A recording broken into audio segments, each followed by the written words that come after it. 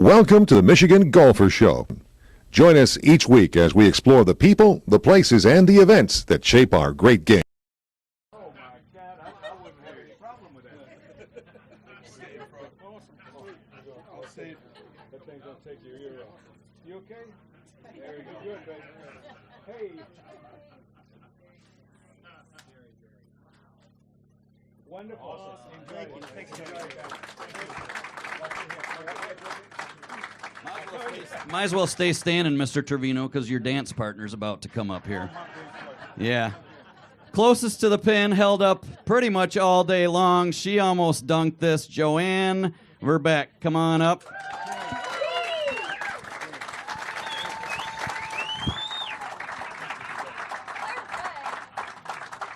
Don't tell Bruce, but you got Christmas covered this year, so. Oh, I love that. Oh, beautiful. Sell it and buy a pair of golf shoes.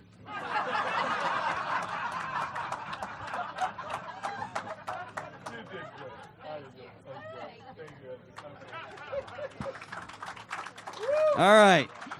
Before we get this rolling, I want to show you a clip of why we're here. It happened 20 years ago. Here you go.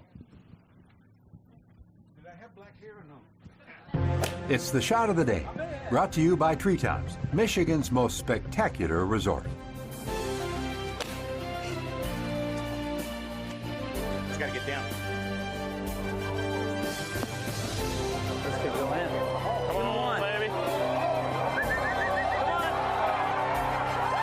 It was worth $1 million, and it's been the only ace in the history of the ING Par 3 Shootout. The shot of the day has been brought to you by Treetops, Michigan's most spectacular resort. If that ball wouldn't have hit the flag, it'd have gone off the green. It was heading that way. It was heading that way. All right, I am going to turn it over to a great friend of Treetops, voice of the Spartans, voice of the Pistons. He is stalwart for us. Anytime there's an event, he's there. Mr. George Blaha, take it away. Thanks, Kevin, very, very much. Thanks, everybody, for being here. But we need another Treetops and Northern Michigan welcome, and I want a loud one this time to one of golf's all-time greats, Lee Trevino. Thank you. Once in a while you get names that come around, but a big name like this with a personality like that, it's a red-letter day for Northern Michigan, just as it was 20 years ago, and we so much appreciate you coming back to celebrate this anniversary. Thank you. It's just wonderful. I kind of forgot how just gorgeous it is. And when you come the first time or the first 3 times or whatever, you don't ask that many questions. You come up, you drive. I didn't even realize that there were that many courses here.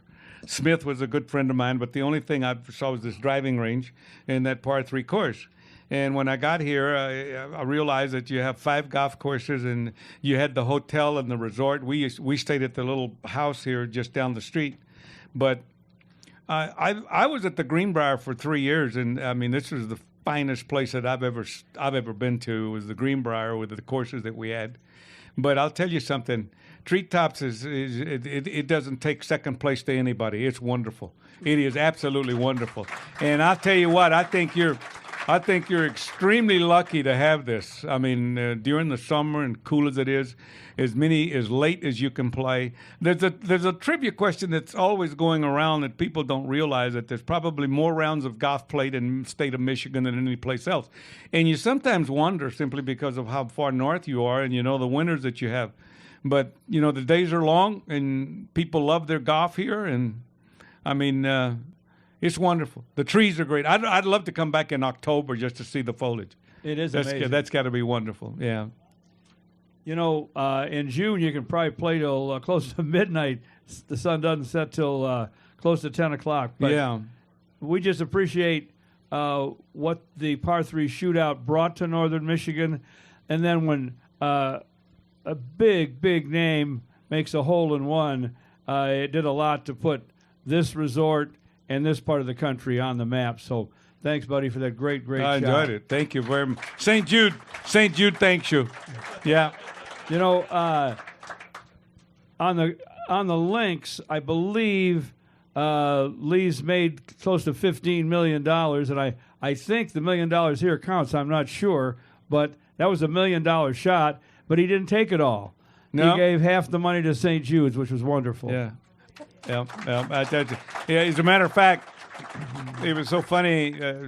Someone from St. Jude caught it on the news that that we had donated.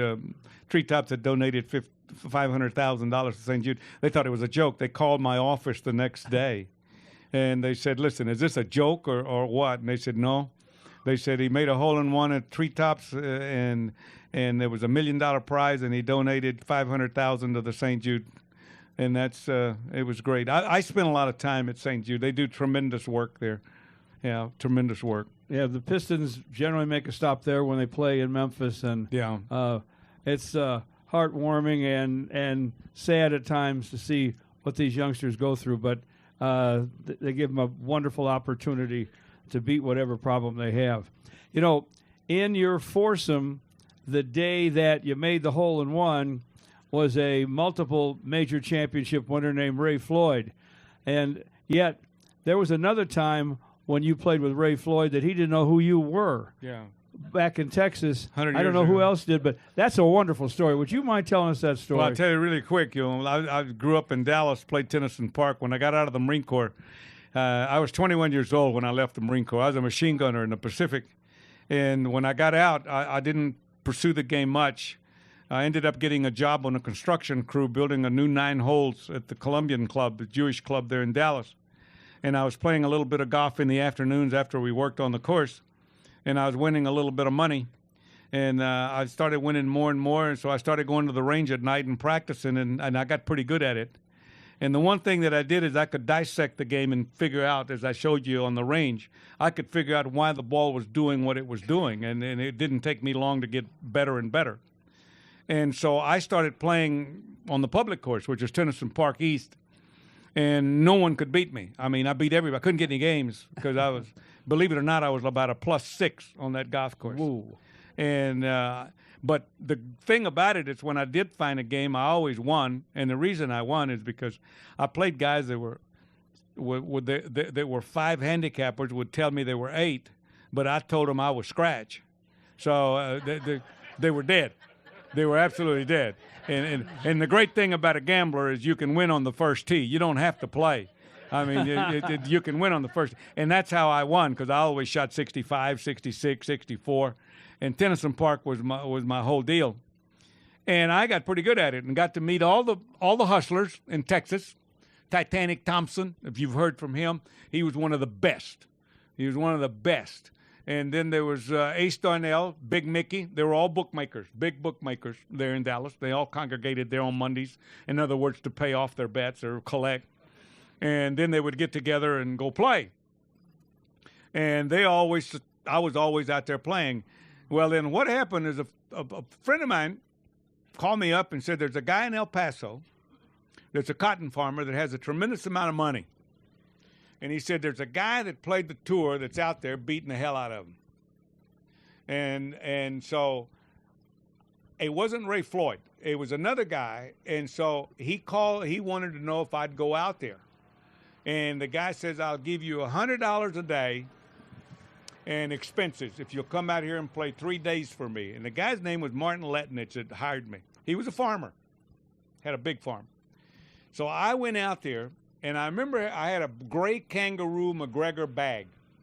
And I got off the airline and off the plane, and he comes and meets me at baggage claim. And he sees this huge bag, and he says, no, Chico. No. He said, Chico, he said, that bag's not going to do it. I said, what the hell are you talking about? That's my guy. No, Chico. He says, we're playing. He said, no. I got a bag for you. So he puts my clubs in this bag that had holes in it. I mean, it was a raggedy bag. And he took my gray bag, put it back in the back of the pickup. We go out, and the guy shows up, and I beat him pretty bad.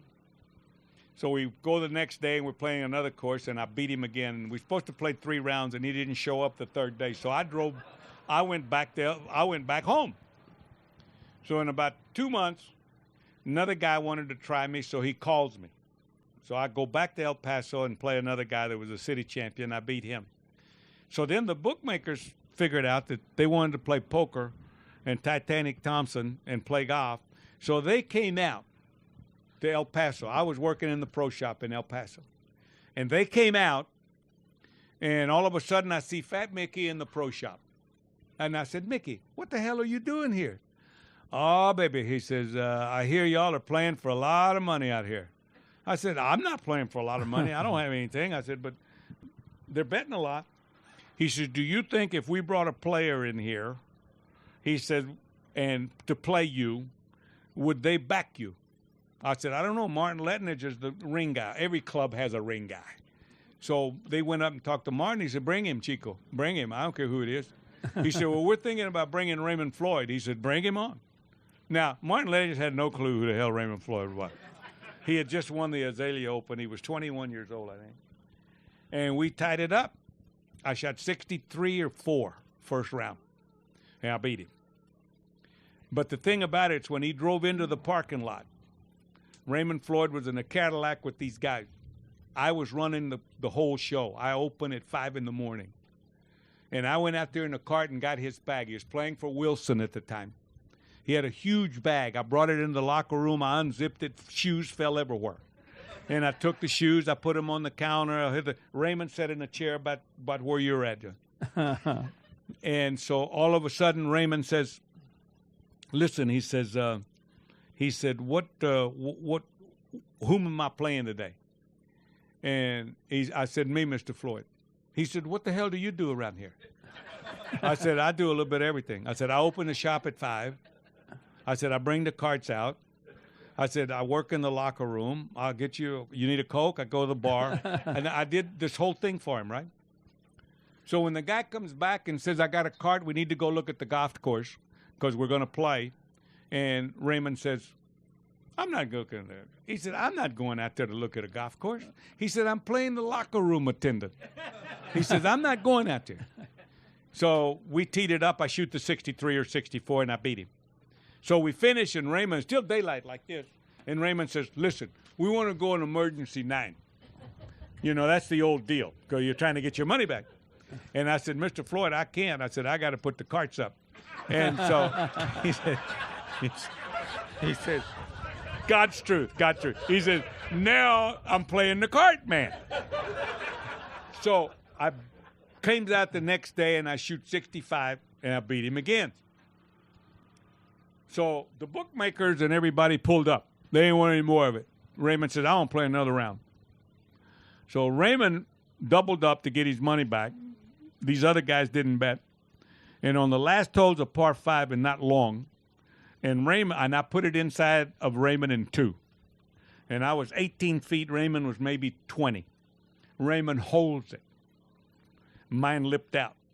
Raymond beat me that last day. And there's a lot of ladies here, so I can't tell you what he said, but adios, that's it. I mean, that's all I can say. That's what he said. And he said, man, he said, I got easier. He said, I've got easier games, he said, on tour than this one. But he did tell him, he said, there's a little Mexican guy in El Paso that if he ever gets out here, y'all going to have to make a little bit of room for him. But fantastic story, but it's a true story. It did happen, yeah. And his son was with him up here at Treetops when you made the hole-in-one, wasn't he? His son, Robert, was caddying for him. And before we teed off, I made my wheels are always turning, you know. And I looked at Raymond and I said to him, I said, listen, how about a caddy fee hole-in-one? And he says, what do you mean? I said, $25,000. And he says, what are you talking about? I said, if you make a hole-in-one, you give my caddy $25,000. If I make a hole-in-one, I'll give your caddy $25,000. He said, let's go.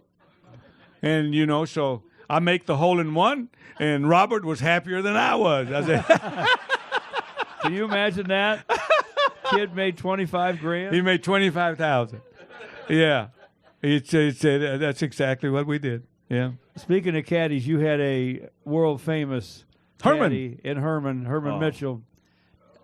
He was the greatest. You got to tell us some stories. I could be here all night telling you about Herman. What a wonderful person he was. 29 years we traveled together. I had my own airplane. He was the only black caddy that flew private, and with me everywhere we went. He lived on Jupiter Island, where I did. He drove a Cadillac. The cops followed him home every night because he was on Jupiter Island. He turned into the house. He stayed in the guest house. But he was family to me. I get tears in my eyes every time I think about him. He's passed on. And the things that he did, one of the funniest things, I'll tell you a three things about him. One of the funniest of all, though, was when we played in Fort Worth and I shot 29 on the back nine. And I lipped it out with a low 6-iron on the last hole for a 28. And I won the tournament that year. And so we're talking to some media as I walked off the 18th green. And there was a gentleman, Herman is standing there with the bag. And this gentleman comes over and starts looking in the bag. And Herman was 6 foot tall but weighed 370. And so Herman started getting in front of him, and so he couldn't see what's in the bag. So the guy would start walking around, and Herman would walk around with him. And he kept blocking him out. So finally, the gentleman says to Herman, he said, Herman, he says, what did Lee hit on that last hole? And Herman says, Mister. He said, I may be big. He said, but I ain't no information booth. And that was it. But the best two of all was the 84 PGA at Shoal Creek. Herman had gout. He could hardly walk. He couldn't walk from here to the sidewalk. And he at 370. And he's got this jumpsuit on. He looked like the Good Humor Man. It's white. I mean, he was large with this white thing on. And I says, Herman, you can't caddy here. I said, I need to get someone else to carry the bag. I play off the sprinklers anyway, and you know that. I'm not into this looking at books and all that. No. How far is this? And it's on the sprinkler. What the hell do I need the caddy to be looking at this? And you're looking at all the errors and all this stuff going on the green. It breaks right, fool. Then play it left. Play it left. So we're sitting there. He said, no, you're going to win. And he says, I never won a major championship because caddies could not caddy in the summer. They took high school kids to caddy in the summer. So the whomever caddied for a player, they never won a major because the majors were, masters had their own caddies. And then you went into the other majors, high school kids caddied the others, which is fine. No problem with that. So they never won a major. So Herman said, I want to win a major. It's okay. He said, I'll tell you what we're going to do. He said, I go to the tee with you. You drive it. He says, you drive it down the middle of the fairway. I'll already be down there. You go to the tee. I'm going to walk from this green down to the middle of the fairway, edge of the fairway. He said, when you get in the fairway, he said, I'm going to be at the ball. I'll tell you how far you are. He says, you hit it on the green. I'm going to hand you the putter and the towel. And then I'm going to cut across to go to the other fairway. You take the driver and the putter and the towel. God's truth. God, you can't make this up. No. Said you do that. I said, okay, let's go. We'll do it. So we're on the putting green. And the putting green is about right there, and the first tee's right here going this way. Right there. And now the people are all lined up around the putting green, and there's this gentleman that's on the end of all the people. And he's a large man. And he's got this tobacco in his jaw. And as I'm walking with Herman over towards the tee, Herman's walking like this, and the guy just screams out, Ali! He said, what do you feed that caddy? And, I'm quick as a cat. And I looked at him and I said, rednecks.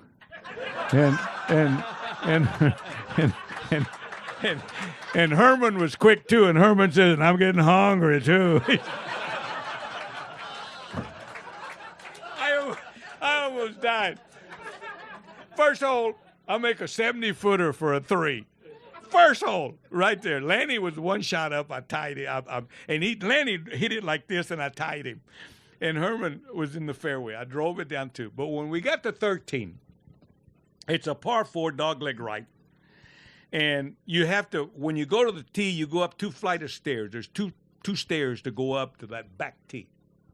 and there's some bunkers down the right side. It's a short hole. It's only about 350. But the whole thing is placement because the green's boomerang and it kind of goes away from you. So I got the driver and I run up. I have the honors.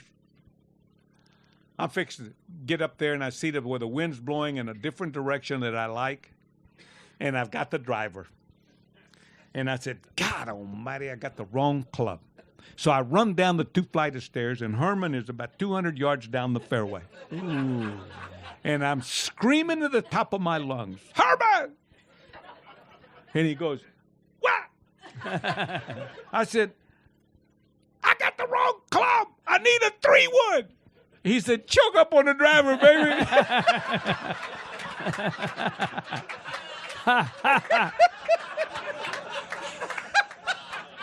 Now, how can you not hit a good drive when he does that? I peeled that little driver down through there, man. It was perfect. I win the tournament. The guy said, I don't know how the hell you did that. Weren't you under 70 all rounds in that one as well? Yeah, in that tournament, yeah. Yeah, how about that? I was the first to shoot all in the 60s in the Open in 68. I was the first guy to ever shoot Rochester. all 4 rounds in the 60s at Rochester. It's been done twice or 3 times since then, yeah. Was there a playoff in the first Open with Jack? That was a Marion. Yeah. Yes. And that was the snake thing. Yeah, I had that rubber snake was bought. I was doing some cameos on Tuesday for Sports Illustrated. And Sports Illustrated wanted pictures to show what the rough looked like in pictures. So they got the rubber snake, and they had a hatchet. You can see the pictures in Sports Illustrated. And they had a hatchet, and they had a safari hat, and they bought a rubber snake. And I was out there in the middle of that rough with the snake on the axe that they gave me. And the whole thing, and they were taking pictures, and I put the snake in the bag, and when I realized that it was in there, is when I was on Monday morning when I was on the first tee taking out a glove because it was really hot and I had sweated the glove out practicing, and the snake was there, and I picked it up and looked like this, and Jack was about from here to that wall sitting on a little seat. And Jack looked over at me and started laughing. And what people don't realize, and he admitted it, he told people, I said, yeah, you waited 25 years to tell him that he asked for it. He's standing there, and he looked at me, and he says, throw that over here. But nobody else saw that. And you know your friends, the media, didn't see it. What the hell? If they'd have saw it, they wouldn't have wrote about it anyway. You're probably right. They would have gone the other way because, see, if it's unsportsmanlike, it bleeds. So you know if it bleeds, it reads. You know what I'm saying? So, but he asked for it. Yeah, he asked for it, and I threw it over there. Finally, we were doing an interview with Jim Nance and stuff, and he did tell Jim Nance, he said, no, he didn't throw that snake over there, because Jim Nance asked that question. He says, he didn't throw that snake over there. He said, I asked him to throw it over there. And I stood up and patted him on the back. I said, thank you, Jack. You know, when you beat Jack Nicklaus in a playoff, no matter who you are, he's the gold standard in many people's minds, isn't he, Lee? Oh, listen, this guy is one of the finest people I've ever met. His dad must have been tremendous. He raised a hell of a man there. And I don't have to tell you how good he is. And people really don't think that he knows much about the game, that he was just good. No. I've picked his mind. I know a little something about how to play. And, yeah, he was that good because not only did he have power, but he knew how to play. That's what Tiger has. Tiger knows how to play, and he has power. When you have power and know how to play, Rocky Marciano had it in boxing. Muhammad Ali had it in boxing. Yeah, there's certain athletes that have it, and not only can dissect it, know it, but they have power. You can know it, dissect it, and you don't have power. What the hell? You're not going to beat anybody. You can be the greatest boxer in the world. If you can't knock nobody out, they're going to kill you. Eventually, sooner or later, they're going to whoop you. They're going to get you. You know, that's the whole thing. Manny Pacquiao, that's why he beats all these guys, you know, the southpaw. He's got power, and he knows what he's doing. Yeah, that's a big difference. Big difference in any sport, in my opinion. Yeah. But Jack, I mean, people don't realize Jack could hit it 300 yards. If he would have played with the equipment that we're playing today, Jack would have hit the ball 400 yards. There's no question in my mind with today's ball, today's equipment, the way Jack swung. If you look at his swing at Young, how fast it was. He had the fastest left shoulder I've ever seen in my life. Webb Simpson has that fast left shoulder also. When you have a fast left shoulder, you hold the angle longer. That's why Jack hit a high ball and it faded. People don't realize that. You ask Jack, where did you aim? He said, I aimed in the left rough and pulled the trigger. And there it goes. You understand? And that's what he did. But he could hit it 300 with the old equipment. He played with a persimmon-headed club, had no idea what it weighed. It was 11 degrees. He played with an X shaft, which is a dynamic X, which probably weighed 140 grams. Now you're playing with shafts that are 50 grams. You understand? And now you're playing 45-inch length drivers. Nicholas's driver was 42 and a half, 43 inches long. And he could hit it 300 yards. With today's equipment, there's not much telling what he could have hit it back in his day. But Jack was an athlete. People don't realize this. He was like Sam Snead. Jack went to college on believe it or not, on a basketball scholarship. He played basketball for Ohio State. And people don't realize that. They think he went there to play golf.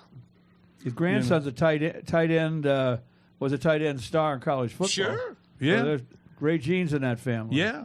Dave. What's his name? The guy with the putting guru, chipping guru, Dave. Dave Pelz. Dave Pelz went to Indiana and played against he and Weisskopf. And made up his mind to go with Nassau. I mean, he said, no, I can't play against – I'm going to turn pro and got to play against these two. He said, you crazy? I can't beat them in college. How the hell am I going to beat them? How am I going to beat them when they make a living? That's why Dave Pelz went with the space program. Yeah, I sure did. And then at Abilene, he started the short game stuff. Yeah. Mm-hmm. Lee, you had so many victories later on the Champions Tour, then the Senior Tour. Did a lot of winning in the Ryder Cup. You played a lot of different places, but I know once you played in Morocco. Oh, would you mind telling us about that? God. They're going to love this story. I love it. It was early 70s. I had just won 3 tournaments in a row. I won the U.S. Open in the playoff. I would go to Canada, and I went in Canada in a playoff there, too, believe it or not. And then I go over to Britain, and I win the British Open and the Open. Sorry, my mistake. It's the Open, and I won the 3 major championships in a row. The hole looked like a bucket. I didn't miss any fairways. I was just hitting it really good. I loved the Open Championship because we played the small ball, and I could hit it farther. I could reach the par 5s, and I was very dangerous if I could reach the par 5s because I could handle the par 3s and the par 4s. The problem is I had to wedge it on the par 5s, and Nicklaus could hit, 3-iron to the par 5s. Made a big difference. So Birkdale had 5 par 5s, and I could reach them all. And, man, I was drooling. I couldn't wait to wake up in the morning to go play because I knew I could reach those par 5s. And anyway, I won these tournaments, and Butch Harmon is a very good friend of mine. I knew his dad well. And Butch called me up and said the King of Morocco wanted to know if I'd come to Morocco and play golf with him. And I said, sure, I'll be glad to go. He got a lot of money. I mean, he's got our money. He's got everybody's money. I said, I'll bring some of our money back. So I said, yeah, I'll play with him. So I get there. And I get there on a Monday. They pick me up. I go to the Robot Hilton. And I'm standing at the Robot Hilton. And I'm going Tuesday morning. I go out with Butch to the golf course. Butch was the pro there because Claude Harmon, Butch's father, taught him how to play golf, taught the King how to play golf. So I go out there, and Butch and I play. We had practice balls up, but we get no call that His Majesty wants to play golf. So we just played ourselves, and we hit balls and did whatever we had to do, go back, have dinner, do nothing. Come back, that was Tuesday. Wednesday we come back. We go to the golf course. We're waiting on the King. Now, we're not going to play at this golf course because it's wide open. He's not going to take that chance. He has his own golf course in the palace grounds. And he has a 9-hole regulation golf course inside the palace grounds. And they got a wall with machine guns on the corners. And God's truth. And so we're going to have to go to the palace to play because that's where it's all at. So we're practicing playing Wednesday, nothing. So nothing on Thursday. So I finally told Butch on the way back, I said, Butch, let me tell you something. You can tell His Majesty that I really appreciate the invitation, and I'm glad of being here. I said, but if he doesn't play golf tomorrow, I have to leave Saturday. I said, because I've got to get to another tournament. So sure enough, about noon, Butch calls me and he says, it's on. I said, oh, great. So they come around, and Butch comes around in a long black limousine, picks me up. Butch is in the back seat. We go in the front gate of the palace, and right behind us, this iron gate goes, closes down. We go about 30 feet, another gate. I said, damn. I said, they had 2 gates, in other words. We go out, we get out of the car, we walk like going up the road there. The first tee's up there, and they have a small little tent up there. And in this tent, there was 50 pair of golf shoes in there, different colors. Beautiful shoes. And I see these people walking around. I thought His Majesty might have been up there or whatever, because that's the first tee. It was the general, couple of the ministers, just whomever they were. And there were about 10 of them. And there was Butch and I. And we're just wandering around doing nothing, because His Majesty hadn't come out of the palace yet. So I'm over there looking in this tent about these golf shoes, because I thought it was a sale. You know, I thought they were selling these things. So I said, Butch says, get out of the tent, man. What are you doing in there? I said, how damn? I said, these are, look, what size are these shoes? I said, I wear a 9D. What's that? He said, Lee. He said, those are His Majesty's shoes. He said, they put 50 pair out here because they don't know what he's going to be wearing. They don't know what colors he's going to be wearing. So he'll go in there and point at a pair, and they'll put them on him. And sure enough, you know, I'll finish that story on the shoes in a minute, because I don't want to get ahead of myself. So we go back, and we're just wondering. All of a sudden, we hear this noise, and this noise is about from here to the scoreboard. And all of a sudden, we see animals come out, and all different types of animals. They come out of there, and they're running now on the golf course. And Butch says, he said, His Majesty's coming out. He said, those are her pets. I said, oh, okay. So this guy comes out. I see him. Now these guys line up. We're all in a line. Okay? Generals first. The guy, the king comes out, and he's got his brother-in-law with him. And his brother-in-law is really yapping at him, you know, in the ear. They're talking. He's talking to him. Majesty's not saying a word. Blank. Twirling a cane. He gets about halfway, stops, turns his back. The brother-in-law comes running up to Butch, looking at me, and he says, who is this? He said, this is Mr. Trevino. His Majesty invited him to play golf. Goes back, tells His Majesty. Majesty turns around, he starts walking. Gets to the general. The general goes, gets to the minister. They're grabbing his hand, they're doing this. He's still about the 5th guy. And I said to Butch, Butch, I ain't kissing no man's hand. I said, I don't know how to tell you this. I said, we're going to die today. I'm not kissing no man's hand. Butch says, you don't have to kiss his hand. He says, don't worry about it. He says, but you have to remember one thing. I said, what's that? He says, you can't talk to His Majesty until he talks to you. I said, Butch, we're going to die today. He was the nicest gentleman I have ever met. I got to tell you this story. We get on the first hole, and I'm looking down there, and I said to Butch, Butch, how far is it to the green? And the Majesty says, it's a 7-iron. Shit, I hit a 7-iron. It was 200 yards. It wasn't no 7-iron, but I put it back in my stance, and I hooded that club, made it a 2-iron, and I hit the hell out of it. I made 5 birdies in 7 holes. 5 birdies. Now, what was really classy to me is 3 ladies were walking with silver trays with water and tea down behind him in the fairway in case he got thirsty. 3 of them, okay? But the one that got me, he's a chain smoker. And there's a guy that's walking with a pair of tweezers that are concave to hold the cigarette. When he got ready to hit, he'd have the cigarette and the guy'd come running over and grab it. And then the guy would hit his shot and give him back the cigarette. I said, damn, I'm in the, this is where I should have been born over here, man. This is looking pretty good. But can you imagine a young kid like myself grew up on a cotton farm, picking cotton at the age of 5 and 8 years old, practically no education whatsoever, military guy, never had a thing, never had nothing. I never witnessed running water or electricity till I went in the Marine Corps. And I'm playing with the King of Morocco, drinking with Princess Margaret. What the hell? Get out of here, man. Huh?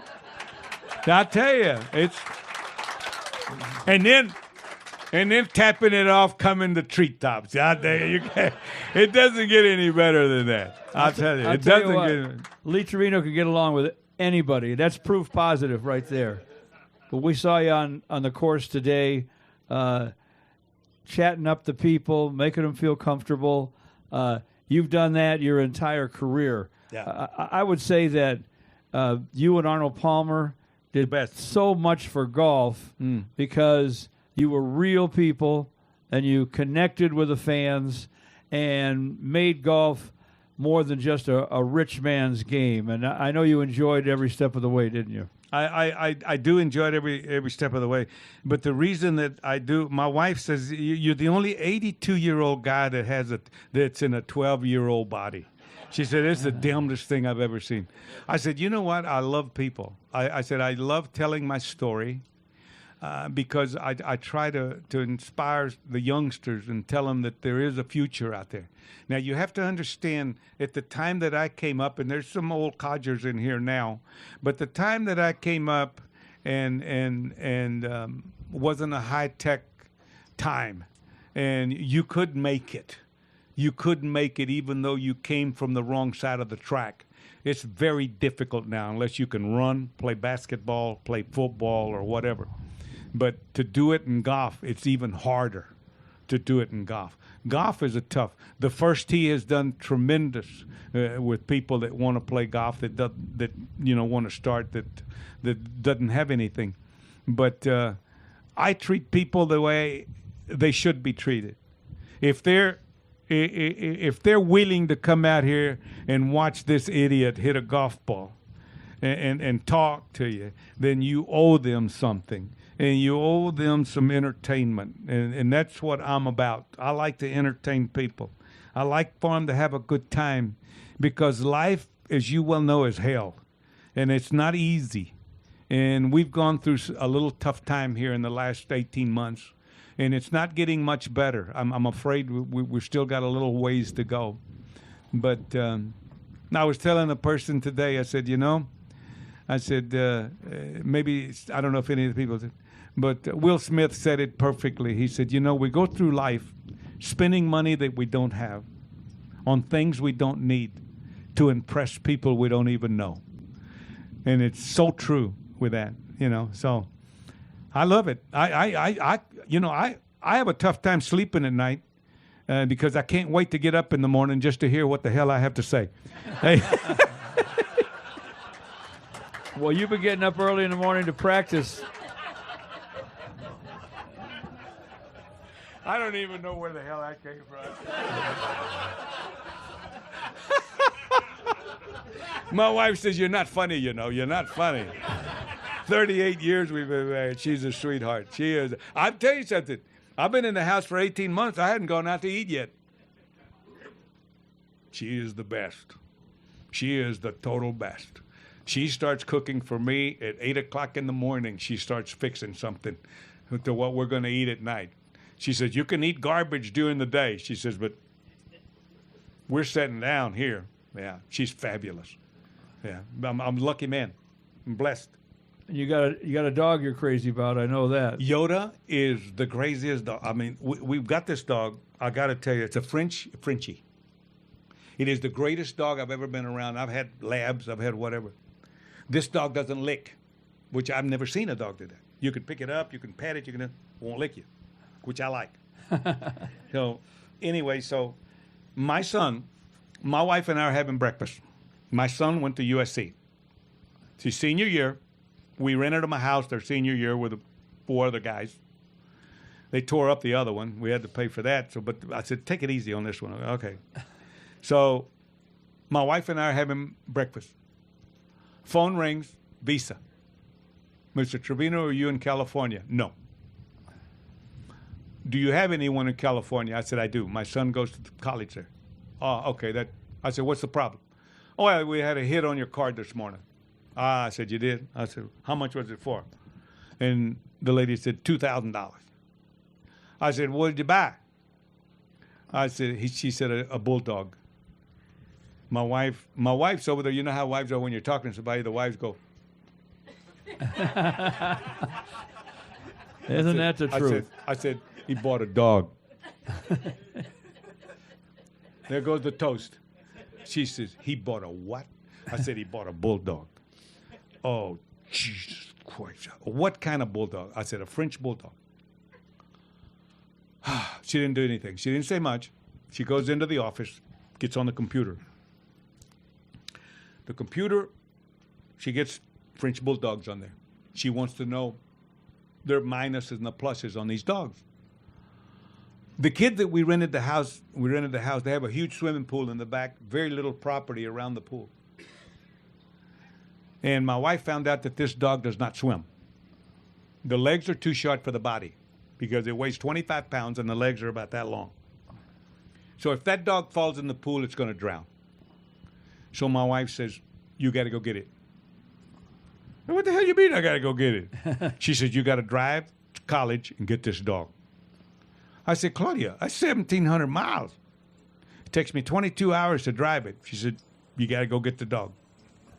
And this was April or so. He was fixing to graduate here in 6 weeks. So I drove out there and picked up the dog. I went out there and got the dog, brought it home. My wife was not very happy about it. That dog came home and took up with my wife and became a lap dog for my wife. Right now, the dog, if my wife is over there and I get up and that dog is over there, that dog will jump straight up and get between us. I mean, get right between us. If I touch my wife, the dog goes. And I told my wife, I said, I'm going to make a head cover out of this dog. I said, I'm telling you, I'm going to kill this dog, and it's going to be on my driver. Next year, it's going to be on my driver. But the dog is like a human. It can tell time. I mean, it knows when it wants to go out to see the puppies. It'll sit out on the driveway, and I've got a fence. It's a steel fence. And the dog will sit in the driveway, and it just looks out and looks at people walking their dogs. It'll just look. I walk it every morning at 7:30. It'll come and get me. I can't put its harness on it. She wants to go for a walk, and I said, she'll jump up here. I'm reading the paper. She'll jump next to me, and I'll look at her, and I'll say, you want to go for a walk? And she's really frisky. I said, well, go tell Mother to put your stuff on. Boom, jumps off, goes right in the kitchen with Mom. Mom brings out the thing. It's got 2 little holes in it to put her in for the thing. She walks right in it. Here we go. We go 1 mile, come home. She gets 2 cookies when we finish. If you forget to give the cookies, she follows you around looking at you. I said, oh, I forgot the cookies, didn't I? And you know, at 3:30 she eats. I don't care if you're dead asleep in your bed. She will wake you up at 3:30 in the afternoon to get fed. It's the greatest dog I've ever had. It's a French bulldog. They're very popular. That's the ones they robbed from Jado, isn't it? Yeah. Yeah, Lady Gaga. Lady Gaga. My wife was in New York when she was walking those. My wife said, I've seen those dogs. Yeah, she got them back. And they arrested everybody, even the lady that wanted the $500,000. Yeah. That was the mother of the 2 guys that stole the dogs. Yeah, they're in trouble. Yeah. They're taking care of somebody else's dogs now. Yeah. Yeah, they're in deep trouble. You know, this guy, in a span of 23 days at one time, won the U.S. Open, the Canadian Open, and the British Open. Bam, bam, bam. And won every award you could win in the world of sports after that happened. But the greatest story is, at the British Open, you gave a lot of your prize money away, didn't you, to an orphanage?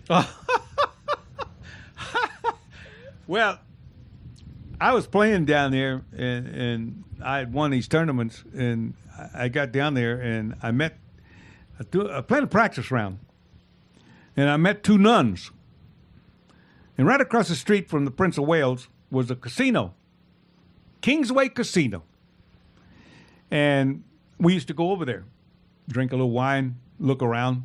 I wanted to gamble, but the owner told me I couldn't win. So I said, hell, if the owner tells you can't win, there's no reason to gamble.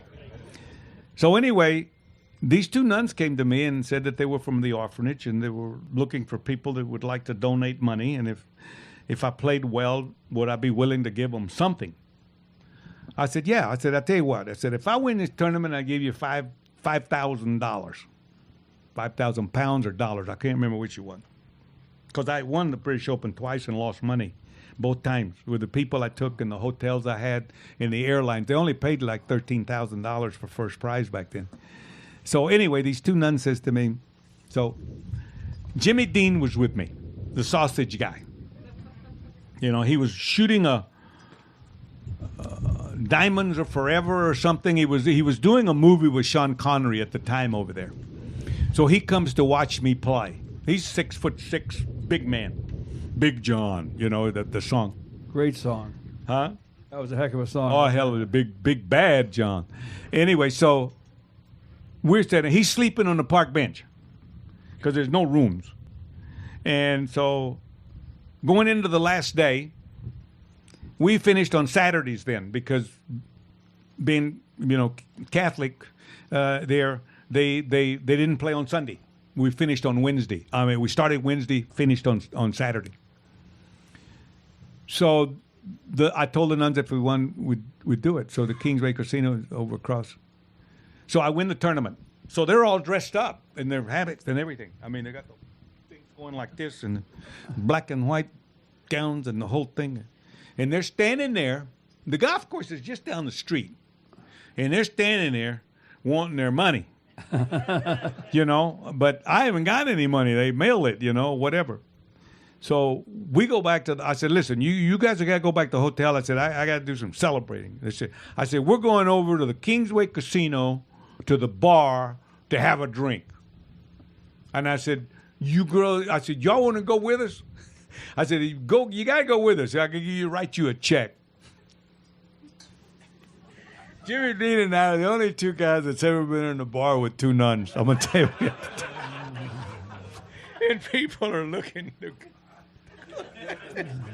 They're going like this. And then, so what we did, they had a 3-story. They had the bar downstairs, a disco in the middle, and then the casino at the top, and the whole thing. So I had a wedge. I used a ladies' wedge in this tournament. It was a Helen Hicks, 1937. I liked it because it had dimples in the face. And I know you don't know a lot about golf clubs, but dimples, when you have in a golf club, are illegal. And they're illegal because you have to have a 3-to-1 ratio between any scoring on a golf club. You can't measure dimples because they're too close together.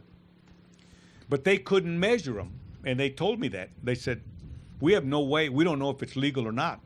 And I said, well, I'm going to use it. They said, we can't measure it. You got to use it. That's the one I chipped in all those times with it. But when you have a club with dimples, regardless of how you manipulate the face, you always have a square line. It's always a sharp line. Doesn't make any difference. On a scoring line, when you have a scoring line and you open it, you don't have sharp. It'll slide off, see? But not in dimples.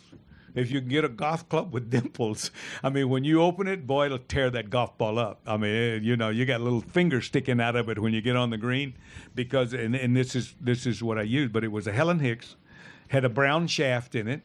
Helen Hicks played for Wilson back in 1937. They were two sisters, And I found this in a grab barrel in a little shop in Hartford, Connecticut. And I gave the lady at the shop $5 for it. They wanted $2.50. I said, here's $5. I'll tell you that. I liked the bounce on it. I looked at the bounce and I could tell that it had a lot of bounce on it. And that's what I liked, was the bounce on it. But we auctioned it off. And we got $13,000 for it that night. So they ended up with $18,000 for the orphanage. Yeah, yeah, but that's true. Oh, they did well. Yeah, I had 2 nuns in the bar with Jimmy Dean. That's it. Only Lee can do that, you know. You know, when you look back at everything that you've accomplished, and you alluded to it earlier, as a kid from, as you said, the wrong side of the tracks, without a lot of education, really dirt poor, to accomplish what you've accomplished is inspirational. And I believe, and I think I've heard you say this, it shows you that if you're willing to work at it and you have some kind of talent, the sky's still the limit, isn't it? Yeah, it's always been the limit. The problem is frustration. People that do things and they get frustrated, they quit, they stop it. Today, you wouldn't be able to do what I did back then. That's why, my kids, my daughter's got a degree, 2 degrees from USC. My son has a business degree from USC. And, to tell you the truth, the way that it's going is not even enough. And you know that. It's not enough. You've got to get more if you're going to go to, if you're going to get a good job. But doing what I did today, oh, no. You'd be here and I'd be down there picking up those buckets. You understand? Which I'd be the best. I'd be the best at picking up those buckets because that's what I did. I knew my place. That's the one thing that I've always known, is I know my place. I know that I have a hell of a lot of talent and I can do what I can do with a golf club and a golf ball. Other than that, I'm not much talented at anything else, but that's okay. It's you can inspire people to do this, and that's why when I do clinics, I try to get into the mechanics part of the game, because I have to make you understand and realize that this game is not that difficult. It is not that difficult. If you saw my friend Dennis today hit golf balls, are you kidding me? He hit that ball a hell of a long way out there, and he's doing it with his arms and shoulders. I mean, come on. Why? He didn't give up. He didn't give up. God, I told him, I said, God did it for a reason.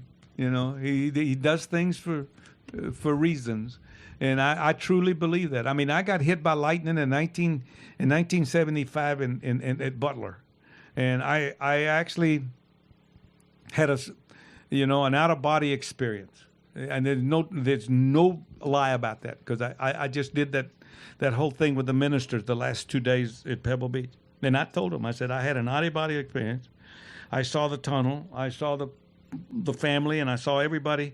And I was out for about an hour, and then I came to. My shoulder was burnt. The ambulance was there. I spent 2 days in intensive care. And I made it. It tore my muscle tone down. It took me about 6 weeks to get back into shape. And I made it. And I told those ministers out there, I said, you guys are in sales. I've been to management. I said, I know how good it is out there. I said, I've already been to management. It's really great. They didn't like that, but anyway, I said, hell, you never know what I'm going to say anyway. But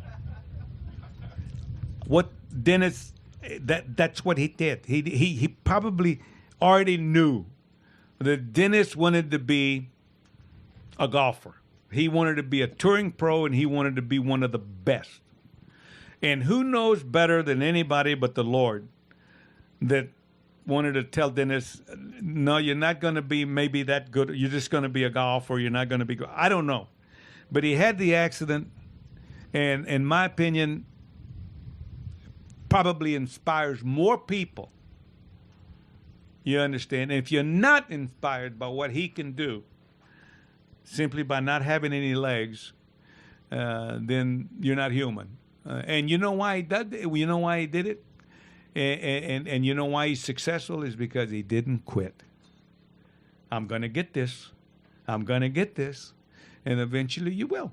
It doesn't make any difference how hard it is. It's no different than a marriage. And I've been divorced twice. Why? I didn't work at it. If I'd have worked at it, probably wouldn't have ever happened. But I didn't work at it. This one, I work at because I'm scared to death of my wife. I'm scared to death of her. My granddaddy told me a long time ago, he says, whatever you do, son, is don't mistreat your wife. And I says, what do you mean, Grandpa? He says, don't ever mistreat anybody that sleeps in the same room with you. He said, you can get in a lot of trouble. Don't mistreat anybody that sleeps in the same room with you. Well, you and Dennis were fabulous on the tee this morning. And, man, the way Dennis hit that golf ball. He's put on. I'm going to tell you, we were together at the Greenbrier, I don't remember, 3 or 4 years ago. Probably 4 years ago, maybe a little longer. It didn't hit the ball that far. I might have had bad golf balls or something. No, I had good golf balls. No, he uses his own. And he's pumped up a little bit. Yeah, he's been lifting weights. Yeah. But, man, he hit it square and where he wanted to hit it. And, every time. Yeah. Yeah. And it was so impressive. And we loved it. He's a showman. Exactly. Yeah. Like Lee Trevino. Yeah. Yeah. Let's hear it for both those guys, huh? Thanks very much. Hey, Dennis. Lee, it's an honor to have you here. Happy anniversary of that Thank you. wonderful shot. Thank you very much. That shot was heard all around the Midwest and maybe all around the world. That's a $1 million hole-in-one, and he gave half of it to St. Jude's Children's Research Hospital, which is pretty typical of what Lee Trevino does. Great guy. Wonderful to be with you, Lee. Thank you. Thanks for you being very much. here. Thank you. God bless you. You stay safe. And listen, you stay safe and be careful. This bug is not gone yet. This bug is still around. Okay, so be very careful. We don't want to lose anybody. I think they vaccinated the wrong way. Personally, we're old. We ain't got long to go anyway. Hell, I didn't need that shot that soon. You need to shoot up those kids and the school teachers and the cops, and that's who they should have shot up first. No, they wanted to shoot up a guy that's fixing to go to the already bought the tree. They've cut his tree down and they're giving him a shot. They're making his casket. Thank you. Here you go. You saw management already, and you kind of want to go back there, I assume, right? Yeah. I felt good. I felt warm and quiet, and I came to. Everything hurt. My toenails, my hair, everything. Well, man, it was awesome. Awesome having you. If we spend any more time here, he's going to be able to buy about 10 more French bulldogs. So we better let him go. One bulldog's in it. One more round of applause, Mr. Lee Trevino. Thank you. Thanks very much.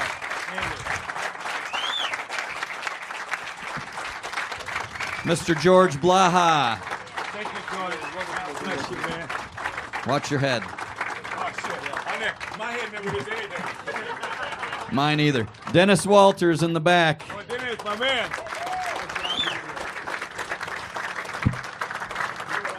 All right. We did have a rangefinder.